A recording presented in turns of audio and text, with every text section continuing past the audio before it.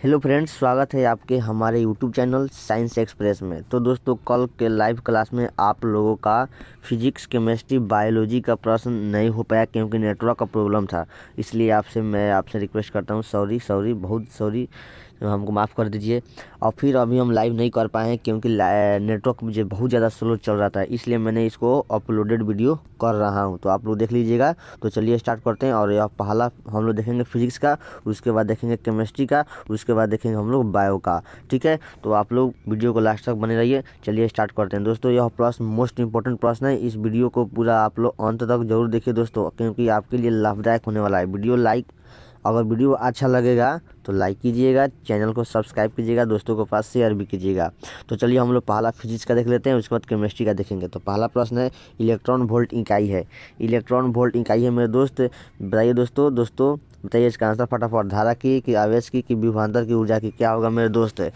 मेरे दोस्त क्या आंसर होगा? ऊर्जा की होगा। करेक्ट ऑप्शन डी सही होगा। क्या सही होगा? डी सही होगा। चलिए उसके बाद आपके सामने यहाँ पे 22वां प्रश्न है, टीवी प्रसारण के लिए जिस पर आवृत्ति परास का उपयोग होता है वह कितना होता है? कितना मेगाहर्ट्ज का होता है? मेगाहर्ट्ज, सीधे याद रखिएगा, मेगाहर्ट्ज में होता है। मेगाहर्ट्ज, ठीक है दोस्तों, मेगाहर्ट्ज।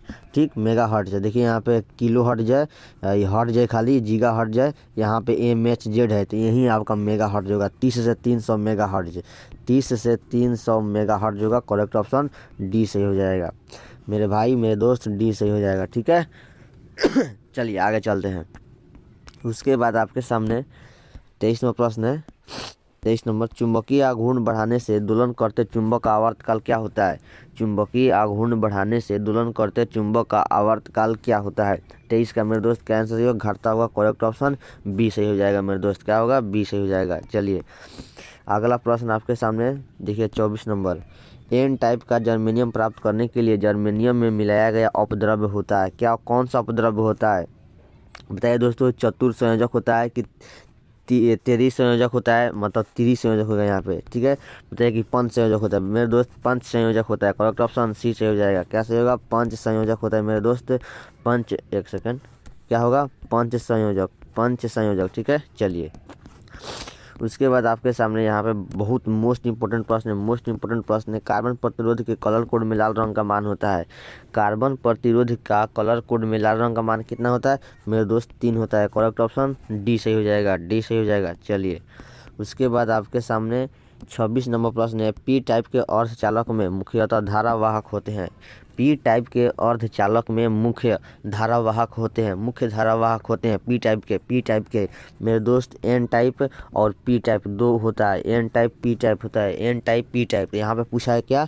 पी टाइप पूछा है। एक सेकंड, यहाँ पे क्या पूछा है मेरे दोस्त? पी टाइप पूछा है। ठीक है, तो पी टाइप के अर्धचालक में मुख्य धारावाहक क्या होते हैं मेरे दोस्त? छिद्र होते हैं। इसका आंसर क्या होगा? बी होगा। और एन टाइप में क्या होता है आप लोग कमेंट में बताइएगा। एन टाइप में क्या होता है? मैं से इसका तो आंसर क्या होगा? पी टाइप का छिद्र होगा। ठीक है, छिद्र। और एन टाइप आपको बताना है कमेंट में कि उसमें मुख्य धारावाहक क्या होता है। देखते हैं कितने भाई लोग इसका आंसर बताएंगे। चलिए उसके बाद आपके सामने यहाँ पे 27वां प्रश्न है, ए मीटर का प्रतिरोध होता है। बताइए ए मीटर का प्रतिरोध। दोस्तों, 2 प्रश्न यहाँ पे बनता है, एगो ए मीटर, एगो वोल्ट मीटर। ए मीटर और एक वोल्ट मीटर। एक सेकंड, इधर कट जाएगा। ए मीटर, एक होता है आपका वोल्ट मीटर। ठीक है, देखिए इसका पहले आंसर बता देते हैं। बताइए ए मीटर का प्रतिरोध होता है। बताइए ए मीटर का प्रतिरोध होता है मेरे दोस्त क्या होता है? बहुत कम होता है। करेक्ट ऑप्शन सी सही हो जाएगा। क्या सही होगा? सी सही होगा। अब वोल्ट मीटर, एक से आप लोग बताइएगा, मैं आपसे प्रश्न पूछ रहा हूँ वोल्ट मीटर में। चलिए मैं आपको यहाँ पे बता ही देता हूँ। ठीक है, आप लोग दिमाग रखिएगा। ए मीटर बहुत कम होता है, अब वोल्ट मीटर बहुत ज़्यादा होता है। चलिए मैं यहाँ पे आपको यहाँ पे बता ही देता हूँ। वोल्ट मीटर का बहुत ज़्यादा होता है, ए मीटर का बहुत कम होता है, अब वोल्ट मीटर का प्रतिरोध बहुत ज़्यादा होता है। ये बात दिमाग में रख लीजिए। मोस्ट इंपॉर्टेंट प्रश्न है दोस्त, मोस्ट इंपॉर्टेंट प्रश्न है, इसलिए मैंने इस पर इतना देर लगा दिया। ठीक है, ए मीटर का प्रतिरोध क्या होता है? बहुत कम। वोल्ट मीटर का बहुत ज़्यादा होता है, याद रखिएगा।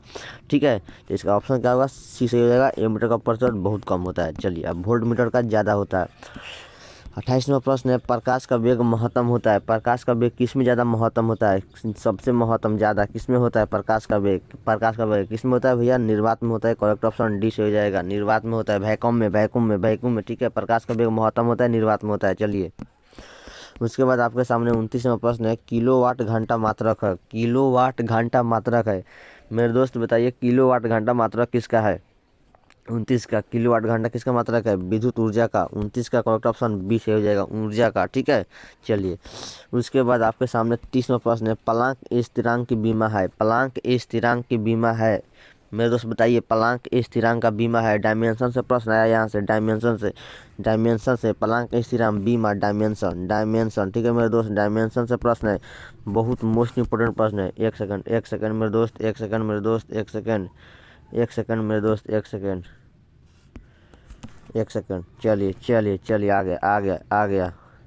प्लांक स्थिरांक की बीमा है, मतलब डायमेंशन से यह प्रश्न पूछा है, डायमेंशन से। ठीक है, डायमेंशन से यह प्रश्न पूछा है। बताइए प्लांक स्थिरांक का बीमा होता है। फिजिक्स का प्रश्न है, फिजिक्स का प्लांक स्थिरांक की बीमा है।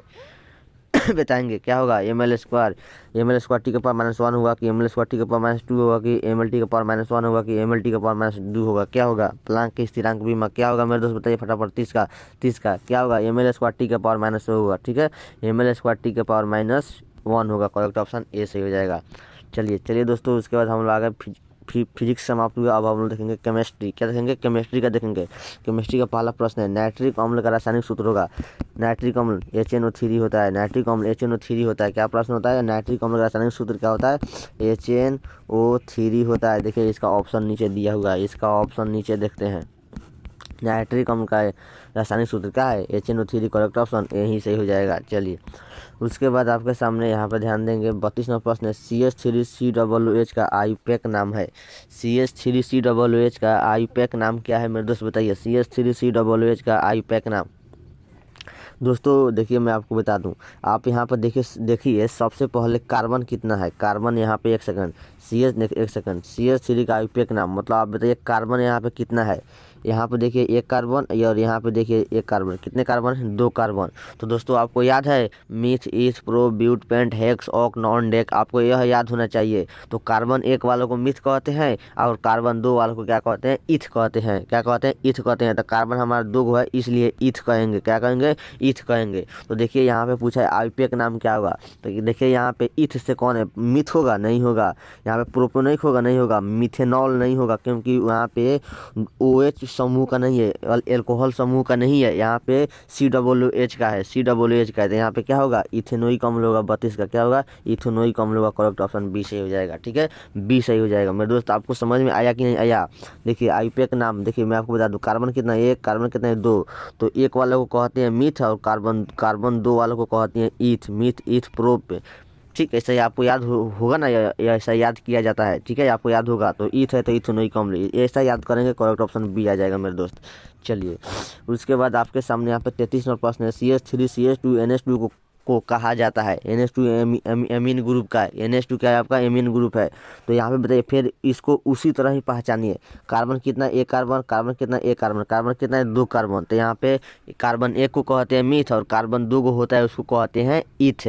तो यहाँ पे देखिए ईथ वाला देखिए क्या होगा, प्रोपाइल होगा, नहीं होगा। मिथाइल होगा, नहीं होगा। अमोनिया होगा, नहीं होगा। यहाँ पे ईथ है, 2 कार्बन है, ईथ है, इसलिए क्या होगा, इथाइल होगा। करेक्ट ऑप्शन ए सही हो जाएगा। 33 का क्या सही होगा, ए सही हो जाएगा। ये देखिए दोस्तों, मैं आपको फिर समझाता हूँ। ये तो NH2 क्या है, एमिनो ग्रुप का है, एमीन ग्रुप का है। ठीक है, और यहाँ पे कार्बन काउंट कीजिए, कार्बन कितना है, 2 है। कार्बन एक सेकंड कार्बन कितना है, 2 है। तो कार्बन 1 को कहते हैं मीथ, कार्बन 2 को कहते हैं ईथ।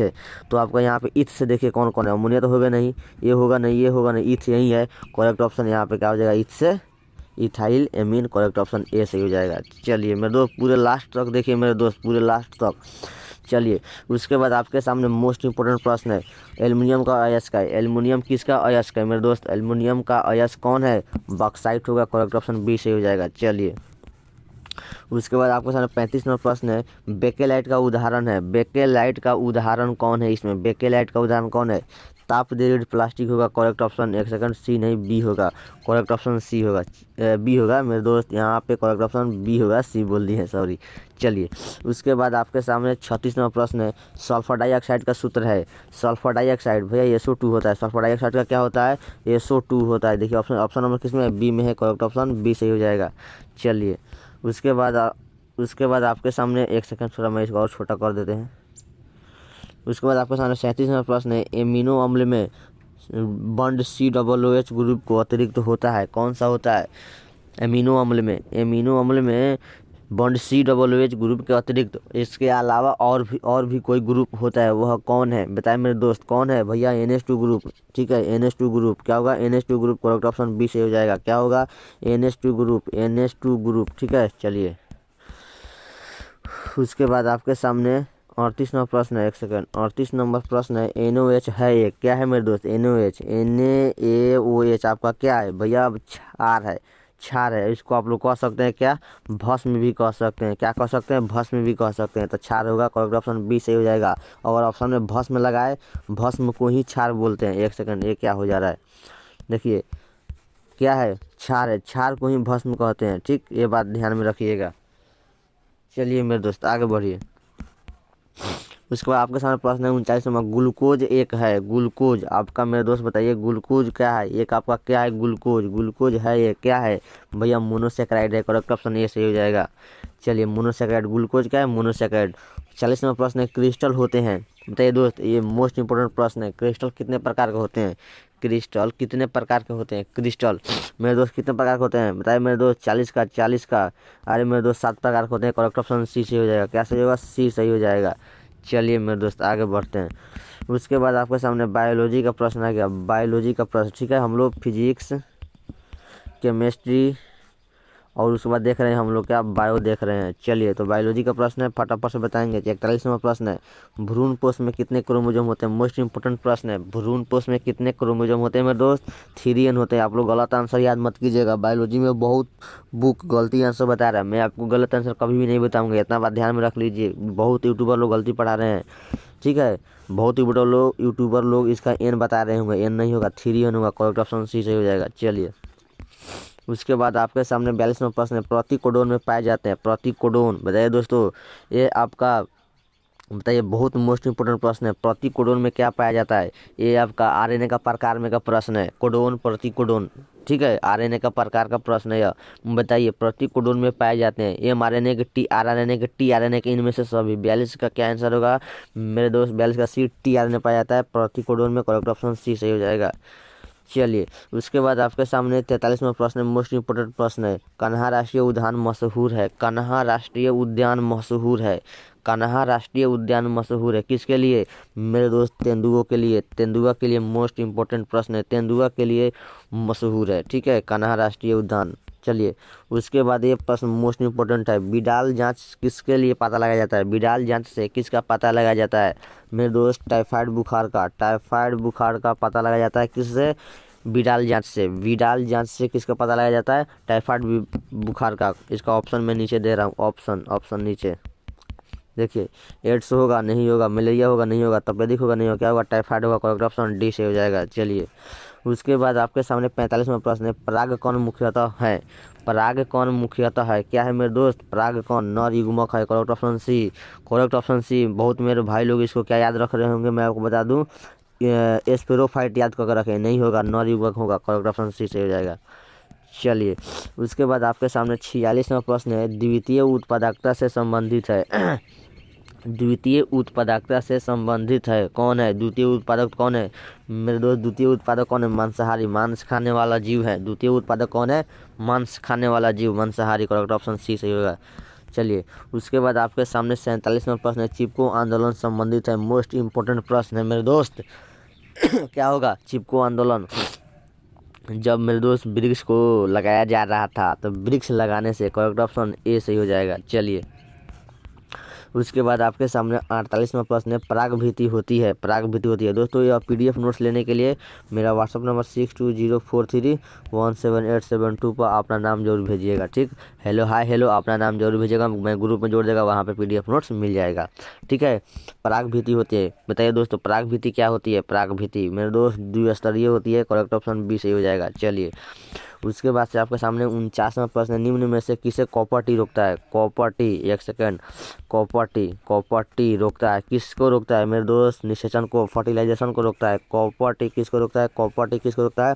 निषेचन को रोकता है, फर्टिलाइजेशन को रोकता है। फर्टिलाइजेशन को क्या करता है? रोकता है। ठीक है, फर्टिलाइजेशन नहीं होने देता है। कौन? Copper T. मेरे दोस्त लास्ट प्रश्न है, मुकुलन द्वारा जनन किस में होता है? मोस्ट इंपोर्टेंट प्रश्न है, मुकुलन द्वारा जनन किस में होता है मेरे दोस्त? ये तो मैट्रिक का क्वेश्चन है, किस में होगा? ईस्ट में होगा। करेक्ट ऑप्शन ए से हो जाएगा, ए समय नहीं होगा। मुकुलन द्वारा, ठीक, बॉडिंग द्वारा, बॉडिंग द्वारा, मुकुलन मतलब बॉडिंग द्वारा, ठीक है मेरे दोस्त। बॉडिंग द्वारा किस में होता है? ईस्ट में होता है, ईस्ट में, ठीक है। करेक्ट ऑप्शन ए से हो जाएगा। चलिए दोस्तों, आप PDF नोट्स कहाँ मिलेगा? मेरा व्हाट्सअप नंबर मैं आपको थोड़ा ऊपर करके लिखता हूँ। PDF नोट्स में यहाँ पे लिखता हूँ PDF नोट्स, ठीक है। WhatsApp number 6204317872। दोस्तों फ़ोन मत कीजिएगा, हाय हेलो अपना नाम जरूर भेजिएगा, मैं ग्रुप में जोड़ देगा, वहाँ पे PDF नोट्स आपको मिल जाएगा। तो दोस्तों मिलते हैं नेक्स्ट वीडियो में। थैंक यू, मस्त रहिए, व्यस्त रहिए, पढ़ते रहिए।